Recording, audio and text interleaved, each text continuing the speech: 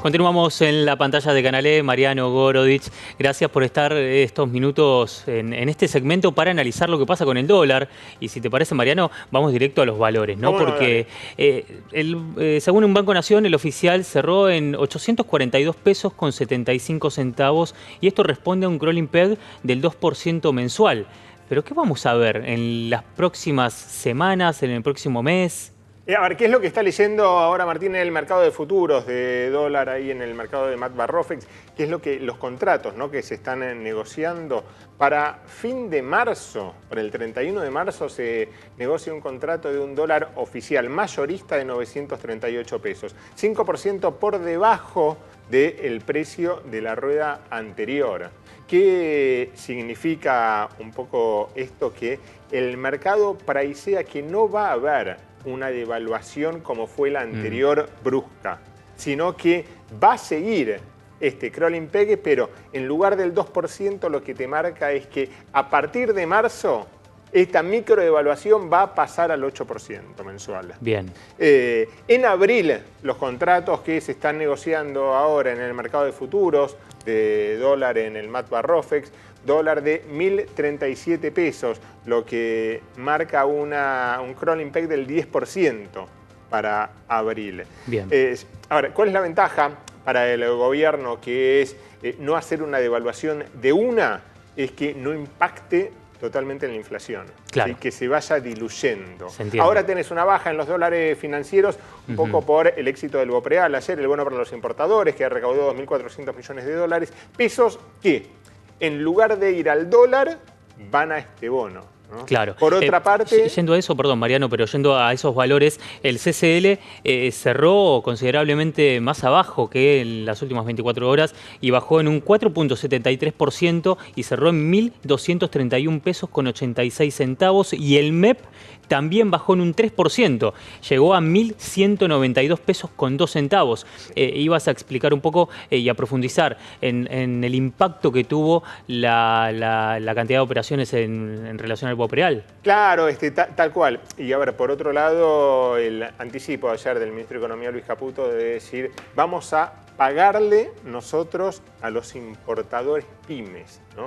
Vamos a pagarle 1.200 millones deuda comercial a importadores pymes que tengan deuda por menos de $500.000. Es en total 1.200 millones de dólares, por lo tanto es algo que no se va a ir al contado con liquidación, sino eran pequeñas y medianas empresas que tenían que acudir a este dólar financiero, ahora no van a tener que acudir, ¿no? Y esto lo que te impacta y lo que va a producir seguramente el lunes. Recordad que, a ver, el dólar financiero, ¿no?, el contado con liquidación, que es el dólar que usan las empresas para mandar plata al exterior, en muchos casos pagar las importaciones para que poder tener los productos, ¿no?, para que los proveedores le manden sus productos, porque hasta ahora tenías una canilla del Banco Central que no te daba dólares, ¿no? A partir de hoy recién empezó el Banco Central a dar dólares a los importadores. Por eso es que vino juntando hasta ahora 5.800 millones de dólares. Hay que ver qué va a pasar de ahora en más cuando de a poquito, en cuentagotas, vaya a empezar a darle dólares a los importadores. Mariano, en torno a esta cantidad de noticias que vas tirando, algunas que son novedades y primicias, si se quiere, respecto de lo que va a pasar en marzo, en abril y en los meses sucesivos, ¿podría llegar a haber algún cambio en relación al dólar tarjeta que se posicionó en 1.348 pesos con 40 centavos, teniendo en cuenta, por supuesto, los impuestos agregados al dólar oficial? ¿Podría haber algún cambio en los impuestos que se agreguen? No en los impuestos, pero sí en la cotización, ¿sí? Porque recordá, Martín, que esto va según el dólar oficial. Claro, por eso. Entonces, aumenta el dólar oficial, te aumenta el dólar tarjeta. ¿Qué es la idea del gobierno, la hoja de ruta, ¿no?, para adelantarte del equipo económico? Es ir desarmando el cepo cambiario en mayo, ¿sí? ¿Por qué en mayo? Porque en mayo vas a tener gran parte de la liquidación de los exportadores, ¿sí? La cosecha gruesa, el mayor caudal, ya empieza a entrar en abril, principalmente fin de abril. Sí. Por lo tanto, en mayo, con los dólares que ingresen de los exportadores, vas a poder reducir al mínimo la brecha cambiaria. Y una vez que reducís al mínimo la brecha cambiaria, podés ir levantando el cepo, ¿sí? Claro. Que es fundamental para la entrada de inversiones, para la entrada de dólares. justamente. Cuando hablas, Mariano, de ir levantando el cepo, ¿sería en esos términos ir levantando o se levanta? ¿Puede ser de shock o gradual, sí o sí? Ir levantando. Hoy lo que vos tenés son $200 por mes que podés comprar, Sí. pero claro, los podés comprar esta cotización que vos contabas del dólar tarjeta de 1.348 pesos. Sí, algunos. Con lo cual que es, hay algunos, y es más alto que estar 100 pesos más caro, 150, 120 pesos más caro que el Blue y que el dólar MEP, ¿no? Que quebró la barrera de 1.200 pesos, por lo tanto es algo que no te conviene a vos comprarlo, ¿no? Vamos al dólar libre, aprovechando que lo mencionaste, porque volvió a bajar, al igual que ayer, 1.220 pesos, una baja del 2% respecto del cierre de este jueves. ¿A qué se debe? Primero a que el Blue cierra a las 3 de la tarde. Sí.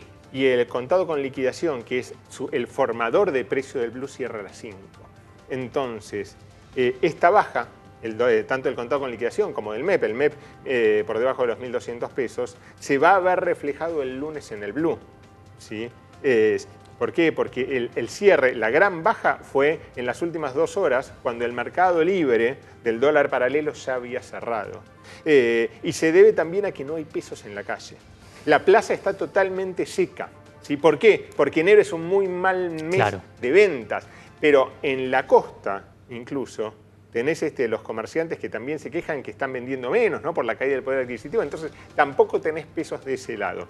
Pero sí necesidad de pesos para cubrir los cheques, para pagar sueldos que muchos pagan incluso semanal, quincenalmente. Una cuestión de oferta-demanda, básicamente. Esa necesidad de pesos por la recesión, por la caída de la actividad económica, hace a cada vez más empresas y gente también para pagar la tarjeta, que tiene que reventar su canuto en dólares, ¿no? Sí. Para poder pagar la tarjeta, para pagar el mínimo al menos de la tarjeta. Porque si no, los intereses que te cobran te matan. Es mejor salir y cambiar dólares de a puchito, por lo que vos vas necesitando, ¿no?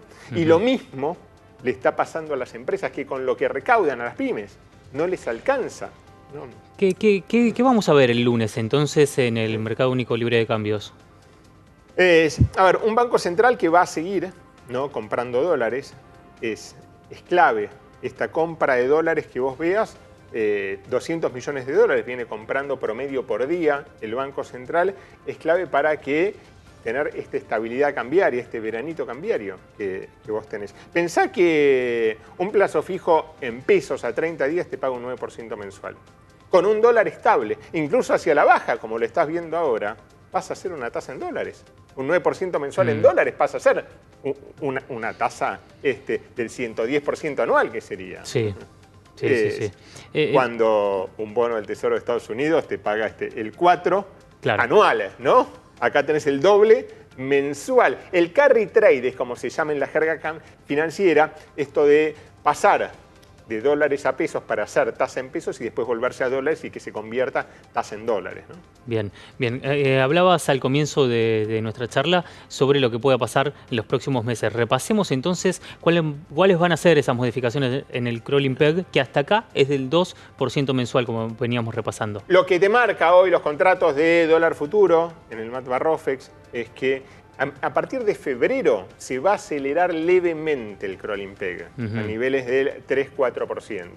Pero para marzo se va a acelerar al 8%. Es lo que marcan los contratos que se están negociando ahora en el mercado de futuros de MATBA-ROFEX. Un dólar para el 31 de marzo, dólar oficial mayorista, que siempre es unos pesos menos que el minorista, que el del Banco Nación, ese de 937 pesos. ¿Sí? Recién para fin de abril vas a tener un dólar de 1.037 pesos, según lo que marcan los futuros. Entonces la cuenta que muchos se hacen es, ¿y el plazo fijo UVA? Y el plazo fijo UVA, atado a la inflación, hasta el 15 de febrero te va a pagar una tasa del 25,5% mensual, porque te paga la inflación de diciembre hasta el 15 de febrero. Y vos podés hacerlo precancelable a 30 días, si querés. Claro que ahí si lo precancelás a los 30 días te pagan mucho menos, ¿no? Te paga la tasa que el banco quiere. Una tasa que hoy está en el orden del 4% mensual, 5%, 6%, depende del banco. Bancos públicos provinciales pagan un poquito más que los bancos privados internacionales. Que termina siendo menor a la del plazo fijo tradicional. Pero sí, Pero si vos lo haces a 180 días, ¿cuál es la cuenta que tenés que hacer? Hoy el blue está a 1.220 pesos, vos contabas, ¿no? Sí. Por lo tanto, si en 6 meses, ¿no? ¿Cuánto va a ser la inflación en 6 meses, tomando la de diciembre, ¿no? Que es lo que te paga el plazo fijo UVA? Y va a estar, enero te va a dar un 20% casi, sí, ya tenés 45. De inflación. Marzo, febrero va a desacelerar un poquito, en el orden del 15%. 15. Tenés 60. Ya tenés 60. Pero en marzo va a acelerar nuevamente a niveles del 20%, tenés 75 ahí. En abril vas a tener una desaceleración, el orden del 12%, tenés 87. En mayo, ahí sí es la esperanza del gobierno que pase a ser un dígito, ¿sí? La inflación de mayo un 9%. Vas a tener casi un 100% de inflación, ¿no? O sea, un plazo fijo UVA te va a pagar un 100%. Entonces, si el dólar hoy, que está en 1.220, pasa a más de 2.440 pesos, te conviene estar y comprar dólares. Pero es muy difícil. Pero que el futuro en 6 no meses, marca eso, pero, claro, si el dólar está menos de 2.400 pesos, sí te va a convenir hacer un plazo fijo UVA, entonces. Ok, o sea, la recomendación hoy es hacer un plazo fijo UVA atado a la inflación por la plata que vos no necesites, obviamente. Pensando ¿no? en que el dólar en ese momento va a estar 1.500 como mucho. Es muy difícil ver un dólar libre de más de 2.400 pesos en mayo, ¿no? Claro. Que el dólar esté cercano a los 1.500 pesos, 1.200, 1.300, como venías mencionando, 1.140 creo que dijiste el número del mayorista para fines de abril, se acercaría a la situación ideal para justamente levantar el cepo, como venías mencionando antes. Ahí lo importante no es tanto el dólar mayorista, sino los financieros, ¿no? Los libres. Tener un dólar financiero estable. Hoy lo tenés bajando, ¿no? Vos recién lo decías, casi 5% abajo el dólar financiero, con una inflación subiendo. Y 3 días seguidos bajando claro, el dólar. En términos reales, la baja en realidad es mucho mayor, porque tenés que agregarle la inflación. Y ahí es cuando vos vas a ir cerrando la brecha cambiaria, que es lo que ve el gobierno. Una brecha que se va achicando entre el dólar oficial y el dólar libre, y una brecha que se va agrandando, que es la que el gobierno quiere que sea grande, entre el dólar financiero o el blue y el dólar tarjeta, ¿no? Claro, claro. Bueno, al comienzo de la semana hablábamos acerca de la preocupación que había en el gobierno por la ampliación de la brecha. Y de repente estamos hablando de lo contrario en 48 horas de diferencia y ahora, por supuesto, con 3 días consecutivos de los dólares financieros a la baja, del libre a la baja y, por supuesto, el crawling peg que se le aplica al oficial.